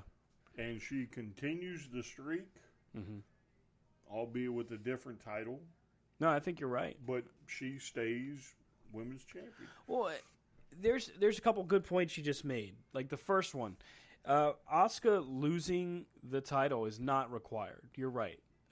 This actually turns out to be kind of the perfect storm for her because for her, as a face or a heel, she can play this off like she never lost, and it's the world's her oyster. Right. So they can do a bidding war. You can have her go to Raw one night and then SmackDown for a couple weeks. Whatever the case may be, until finally Asuka gets signed, and then Asuka debuts at a title match. When I absolutely agree with you, because if you have a person as solid of a performer as Asuka, you put her at the top and you leave her there. Right. There's no reason to have her lose. So you're right. I agree with you 100%. Here's the thing. The fans that are upset that the current women's roster on NXT don't have a crack at it, I'll be the one to say it. Guys, there is no one on the current women's roster for NXT that can fill even half of Asuka's shoes. And the truth of the matter is, Asuka, being the top performer that she has been for over 500 days for WWE NXT, I mean, there's no one there that can measure up to that. There's nobody that can step into that role as well as, honestly, Tessa Blanchard, Rachel Ellering, Candice LeRae, made talents that, honestly, just like Brian said, hey, you have to be able to perform at a very high level. Had NXT's Mae Young Classic not aired or not been recorded and not aired yet, these ladies probably would have been signed already. We'd have already seen Kairi Sane on NXT TV. Yeah, but she's already signed. Right, correct. We don't know about the rest of them, but she's already been signed. Correct. To me, it's not like who can fill Asuka's shoes. Because I personally think Ember Moon would do quite well as a champion. Some of the rest of them, to me, may be suspect. I mean, I have no problem with Nikki Cross, Ruby Riott, Ember Moon. I think they're all great competitors, and they may all get their shot one day. But again, now with this one move, and maybe, who knows? Maybe, I'm not saying she's fortunate to get injured. I'm just saying the timing of this could not be better because now those three are going to get a better shot at it because Asuka is not there. Asuka is pound for pound the best female wrestler you have on any roster. Right. Okay, with the exception of one or two. Pound for pound, the best. And I dare say she may be pound for pound in the country. And if you put her on NXT and she basically, if she doesn't move from that spot, nobody moves up. Right. And again, it's no slight. I have no problem with somebody holding the title for 500 and some odd days, whatever. 503, I have no problem with that. Yeah. I have absolutely no problem with that as long as they're performing on a regular basis at the top of their game. But again, now those three people, Peyton Royce, Billie Kay, Nikki Cross and Morgan, Ruby Riott, yeah. Nikki Cross, Ruby Yeah. Riott, Ember Moon, and whoever else they bring in now have a legitimate chance to win a title. Well, I mean, I can't disagree there. I mean, Ember Moon has been the only made challenge for Asuka. Everybody else just seemed kind of like fodder. I mean, it was Peyton Royce and who was her Billie partner? Kay. Billie Kay. Thank you. As a duo, they were a threat, but I mean, honestly, one-on-one, they weren't going to beat Asuka. Ember Moon, to me, has a lot of talent and is definitely deserving of her position at WWE and NXT. I just don't see her, in my opinion, as someone that would beat Asuka. That when I look at her from that perspective, that's what that is. Liv Morgan, very talented again, but to your point, Asuka doesn't get injured, she never sees a title shot. Maybe doesn't even get a chance on the main roster because of this. Right. It sucks that Asuka got hurt, and I hate that it happened this way, but it truly could be like the perfect storm for them right now. And I gotta give credit where it's due to Triple H for making lemonade from lemons. You got a bad situation on your hands. You got your main champion for your division out. Well, here's what we do, and this is what we've got. So you got an opportunity there. Right. Yeah. I mean, it. To me, again, it's the right call to do, especially with Triple H and NXT, because to me he runs a better ship than the two main, SmackDown and Raw. A tighter ship. Yes, for him to stick with tradition. You didn't defend it in 30 days. We're going to take your title. You can't, whatever. You can't go. You didn't defend it. Whatever. We're going to take your title. But in the same breath, she is now going to be put into a place that she deserves. She worked hard to get to. Yep. And again, she keeps the 5. She's going to, if she comes back and wins the title her first night out, her first match out, she is undefeated, in my opinion, with the 2 belts. It's an asterisk for why they took it from her. Right. But it's not a L in the loss column. And honestly, it's going to take them probably another year or so to get away from the fact that nobody beat Asuka for this title. Right. They're going to end up having to trade that belt around for a little bit before finally people start to forget. And even then, I don't know if I see that happening. I mean, just because of the amount of impact she had on their roster, it blows you away. So let's look also to a main event that we just found out about this past Monday night. Brock Lesnar defending the Universal Championship after a pretty competitive Fatal 4-Way, I think you guys would agree, at SummerSlam. Brock is going to be defending against Braun Strowman, who manhandled Brock Lesnar on Monday night and dropped him, holding the title high proudly, might I add. Thoughts on Braun Strowman versus Brock? Rob, we'll start with you. I think it's going to be a great match. I think they're... Oh, I guess I got to turn the mic on, huh? Yeah, we got to make sure people can hear you. Oh, well, they don't want to hear me. They love you. All right, they like you. Huh? They love him in Poughkeepsie. That's right. Everybody in Outer Mongolia. No? They love us in Turkey. Istanbul loves us. Until you said that. Way to go down. No, sorry, guys. I think Braun versus Brock is going to be a great match. Yeah. I think the way they're building up Braun Strowman, it's his own. I mean, there's only so much we can see Braun versus Roman Reigns. Right. And so his logical next step is Joe or Brock. Well, Joe couldn't get the job done at the Fatal 4-Way match in his one-on-one with Brock Lesnar. Let's Braun do it. And I think putting the title on Braun would be a smart decision. Therefore, maybe going to Mania.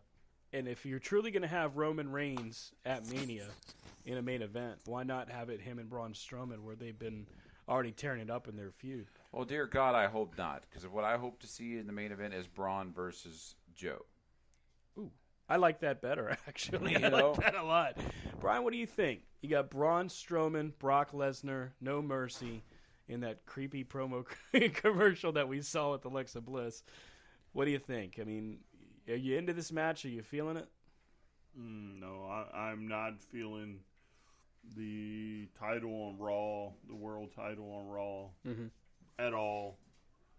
Haven't since Brock has won it.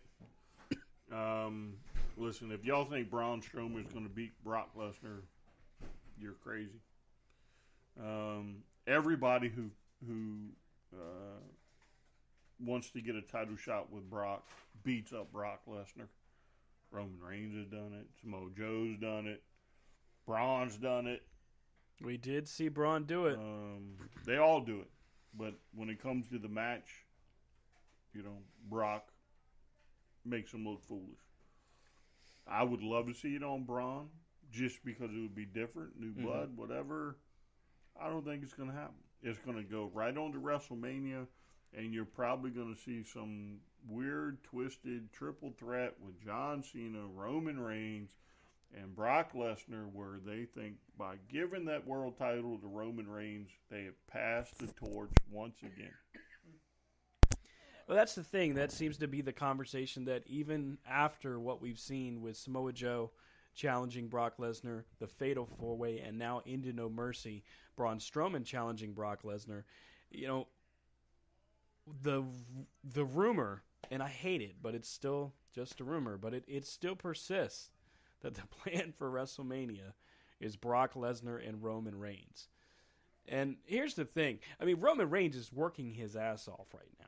He's doing everything he can to try to appeal, and it's just not happening. It's not his fault. It's just not happening. You would think, because Triple H already at this point would have pulled a trigger. He'd have moved him, he'd have turned him, or he'd have did an injury angle. Tell him to take go out. film a movie. Right. He'd have had him off TV to try to repackage or whatever. So he knows that. Vince knows that if he fails with this and falls on his face the way it's most likely going to end at Mania, that's probably his last hurrah as the guy in charge. I mean, Can you go tell Vince he's not in charge anymore? the only people that can say that would be their board of directors. And, I mean, it's a publicly traded company now. So, here's the thing. And I, Hostile takeover. as Brian says, I'm definitely a mark for WWE. I always have been. It's what I grew up with. But the writing's on the wall. I mean, I like Roman Reigns, but even I can recognize the fact that it's not his fault, but it's just not happening. Hey, listen, but it can happen. It did happen. For the brief moment in time, he was U.S. champion. Right. You're right. And everybody in the arena went out and bought his shirts, and they cheered for him. There was no boos. No, he nothing. was over as U.S. champion. You're Over. right. But then what do? Oh, we got a good thing, and boom, 2 weeks later, we pull the trigger. We got him over again. Time to move him up. Time to move him up. Let's shove down the world title picture. Let's shove Roman Reigns down that race. Because the last 3 times he's held that title, it's worked. No, but it hasn't worked. That's what I'm saying. Yeah. I know it's sarcastic and you can't see my air quotes, but, I got He could see it, though, it's... from over there. They And think, over here. well, since we're over here and you're over there, you don't want to start that, okay? Did it again. Freaking guys. But that's the thing. I mean, if the problem I have with WWE is that if we go to Mania and it is Roman Reigns versus Brock Lesnar for the world title, then why the hell do we pay attention the rest of the year? That's the thing. How does this stuff... I mean, with Vince, it always gets leaked. Any of his plans always gets Well, leaked. it's We already find been out, 11 months before WrestleMania. We found out the month after Mania this year. Oh, so when we head to Mania next year, it's Brock and Roman Reigns. Right, and not only that, but there's going to be a fatal 4-way match Right. with these people. And out of that, you're going to get Brock and Joe. Right. Then you're going to get Brock and Braun. And then you're going to get Brock and Roman. So Brock and Braun is going to go on for about 3 or 4 months, probably 2 or 3, because, again, Brock Lesnar's never there. Right. So you can't have a feud if your one guy only shows up every 6 weeks. Yeah. You can't have a feud. And that's where it's just... And now you throw Cena in there, and Cena is there for the sole reason to be the catch-all when this turns south. And it will. I mean, what's going to happen at Mania is going to be bad. We haven't seen a Mania fail, like where the crowd craps on it. Well, this year was pretty damn close. Yeah, But you still have If it wasn't the for crowd. the Hardys, coming back, which we all hoped that Yeah. it was going to happen, and Right. it did, that was the WrestleMania moment. As soon as the Hardys came out, bam. The rest of the pay-per-view, it was like Raw on Sunday. Yep. And listen, Yeah. if y'all don't believe me, the writing is starting to go on the wall. If the rumors are true about Rusev and Lana wanting out of their contracts, Yeah. this is the first step of the exodus. Mm-hmm. Why go to work? Why go to work when you're squashed by Randy Orton for no reason at all? Right. Nothing at all. In a record time. In record time, right. Why, if you're Lana, are you put up on a pedestal to such a point you just walk in, you're given two or three world title shots back And to get back squashed. to back Yeah. and get squashed. Right. The first time it wasn't so bad it lasted. The second time you got squashed. Literally Right. got squashed for no reason at all. That was, when it comes to Lana and Rusev, and it's good you bring that up because I was saying that we haven't seen a true WrestleMania fail where the entire match just falls flat since maybe Goldberg and Brock at WrestleMania Roman and 20. Undertaker. Yeah, That's Roman actually a and good point. That in and of itself should have been, right then and there, that should have been it. Because the crowd could have cared less for either guy. They popped for a Taker's entrance, and that was it. Well, they pop for Taker because it's Taker. Right, exactly. And it's yeah. WrestleMania. Right. But then on Monday, you get Brock coming in and saying, "It's my yard now." Well, Really? How many times have you gotten your ass beat in the last 6 months? while I don't disagree with you, know what I I mean, for that moment, they could have done so much more with that after the fact. And why is it wrestling fans in general, not just us, but pretty much everybody we've ever talked to, how come we can sit here on an internet radio show, just shoot the breeze and come up with 4 to 5 different valid ideas, and we get the, they're just marks, they don't know how to build it, they don't know what to do. How does that happen? Because you have different trains of thought. One, Vince, who basically opened the door for this, for the internet marks and the smart marks and all these other nice little terms, he opened the door. Right. He invited us in. He's the Yeah. one that said that we don't think you're ready for good guys versus bad guys. Right, but go back to when this all happened in the early '90s and the steroid trial and all that stuff. Oh no, we're not wrestling, we're sports entertainment. Yeah, Boom. yeah. There it is. He opens the door. But flash forward 20 some odd years, and the guy who invited us in and brought us and gave us a seat at the table is too stupid to understand. Not stupid, but he doesn't Bullheaded. realize. Yeah. He doesn't realize we've all gotten up and we're in the dessert line, Yeah, and he's still... and he's still, eating the hors d'oeuvres, or however you say it. Whatever, it is. Yeah, there you go. So Everett Duvall taught us how to say it. You know what I'm saying? We're 3 steps ahead of Vince, and Vince just doesn't realize it. Right. Well, I mean, what can you do with Roman Reigns? Nothing. There's absolutely nothing that's going to get him over in the spot he's in.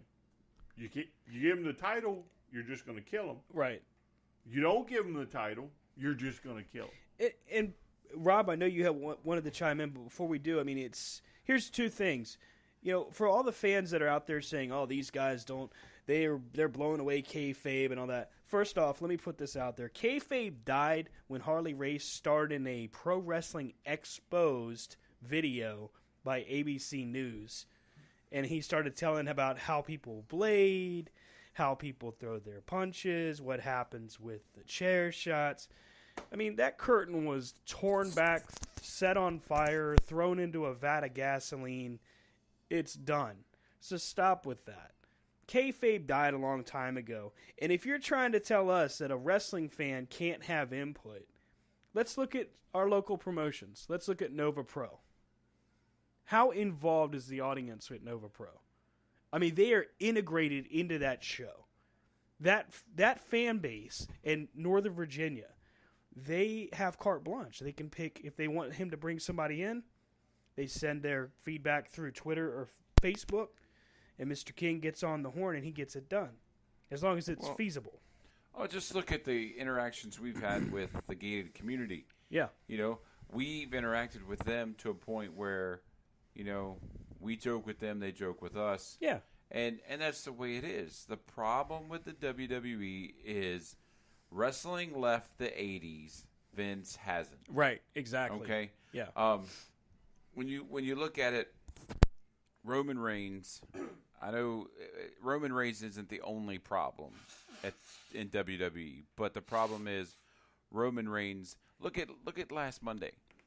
Roman Reigns standing in the ring with John Cena.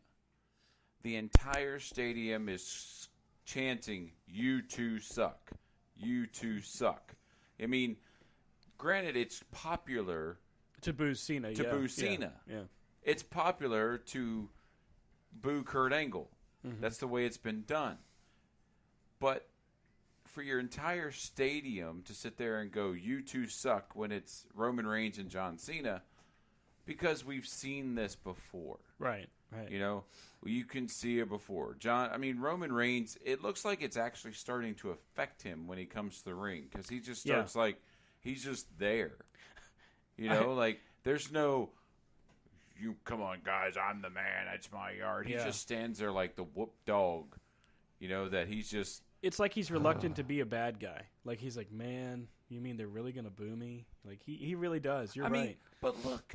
They've taken Dean Ambrose and Seth Rollins, their characters from The Shield, took them separate, developed stories, developed and brought them full circle. Yeah, and they're 10 years down the road, and Roman Reigns is still sitting there talking to Marty Jannetty how I move on. Oh wow, he just compared Roman Reigns to Jannetty. Real quick, I don't necessarily think they've gone 10 years. I don't understand the reasoning behind putting them two back together. Yeah. I mean, you have a pool of tag teams to pull from. Mm-hmm. Very true. To include the most over tag team you have in the Hardys, the second most over tag team you have in the club, but the only people that can beat them are Dean Ambrose and Seth Rollins, treading water, and Seth Rollins through, for whatever reason, because Brock Lesnar is blocking up the top again, can't go nowhere. Yeah. Because, again, we've apparently lined this up for a whole year. Again, Joe, Braun, Roman, WrestleMania. There's no Seth Rollins in there. Why isn't Seth Rollins in there? Right. Why isn't Finn Balor in there? Bye. Yeah. You know what I'm saying? It's, you know, it's stuff like that that's going to catch you. And I'll jump on my horse again. Y'all don't believe it's going to happen, but you wait till next year, or you wait for Rusev and Lana to go to Global Force and start getting them some ratings, and it all's going to fall apart. Sooner or later, someone's going to step in and kick them in the teeth, whether it's New Japan, Global Force, Ring of Honor. I mean, you name it. I think it's going to be NXT. It could be. Well, yeah, but Vince will never let NXT compete against Raw or SmackDown. Right. He'll never let. Well, I agree with you in that extent, but what we're getting to here is that because Mania is being built in this regard, I mean, it's poorly done. They're headed for a very fast, hard crash. I mean, it's going to be ugly. It's going to be bowling shoe ugly, to quote Jim Ross. Well, I mean, we're back in the tag team thing we did 3 years ago. Before we had our show, we would talk about it. I mean, think about it. You had established tag teams back in the day. Well, what Vince do? He put the titles on Steve Austin and Mankind, or Mick Foley. Right. Yep. The Rock and Sock connection. You know, he's done this before. But you got established tag teams, American Alpha, let's break them up. Enzo and Cass, let's break them up. You've got the club. You've got the Revival. You've got the Hardys. You've got all these tag teams. Oh, wait a minute. Let's put it on Cesaro and Sheamus. Right. Granted, Cesaro and Sheamus, 2 main event guys. Cesaro hasn't been given his chance yet. Right. So Sheamus has his chances, but then they're both floating there. Now you put them in a tag team. They were like comparable to Kane and Daniel Bryan. You know, they didn't get along, and all of a sudden they got the belts. They started getting along. Then they were over. You know, Then they turn them. right? Well, here you got Cesaro and Sheamus. So what do? Who can beat Cesaro and Sheamus? Oh no, not the Hardys. Right. Like Brian said, not the club, like Brian said. But let's take two Shield people. 2.0, yeah. Right. Let's take them and put them together because, oh my God, we couldn't see Dean Ambrose versus The Miz again. Everybody likes The Miz. I mean, that angle's been going for, 2 years? Yeah, and speaking of The Miz, he just needs to flat out be like, I really don't want to step in the ring where John Cena has a microphone on the other side. Well, Because now it's... to me, they make him look so bad. Yeah. When it has to, just literally talk against John Cena. Well, in Cena, from now it just seems deliberate. It just seems like he's like, okay, I'm just going to make this guy look stupid. Right. And he does it every time they're in the ring together. It's And it's with not just anybody, him. though. He does Yeah. it with anybody. Yeah. Right. So, all right, we got to kind of wrap it up. We're coming up on closing time, if you will. So we got lots more things to cover coming up in the next weeks. UCW. They got a big show, UCW Defiance, September 23rd. Go to UCWforever.com.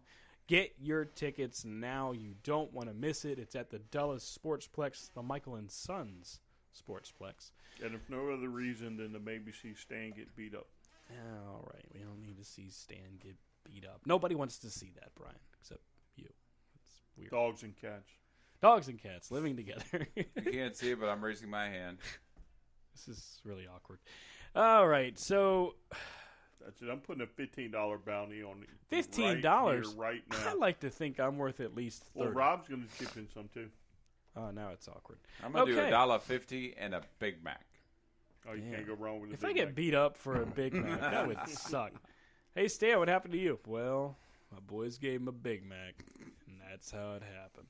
Rob, where can they catch you on social media, sir? Oh, on Facebook at Rob Hefner, on the Twitter at Rob Hefner C2C, and Instagram is RDHUWP. And if anybody's listening from the Pro Wrestling Fix Draft, no, I did not drop out, but apparently the admin thought I had and kicked me out. So feel free to take whoever you want. Buy vacuum cleaner, dude. You still suck. Brian, it's that favorite time where Go you on, and just I spit have it this out. clever banter. I don't know why we have clever banners. It's I don't clever. even know why you Spit it out, monkey boy. I mean, Just like you did last week. Just spit it right on out. You just call him Tony Boy. No, monkey boy. It's a little awkward here. Here at the Corner to Corner Studios. I don't know what Come to on, say. spit it out. I got a good bit. Brian can be found at STRCP21 at Hey, Twitter. remember the headset. Go. I want to hear your voice. I There said you go. you can catch Brian on Twitter, STRCP21. Facebook, Brian Taylor. The show can be found at C2C Radio Show on Twitter. Corner to Corner Show on Facebook. Corner to Corner on Instagram. I'm on Twitter at Stan from Krypton. Stan Grubb on Facebook. Thanks again for listening. We will see you next Sunday live right here on Spreaker.com, BeyondRingside.com, and ProWrestlingRadio.net. Good night, everybody.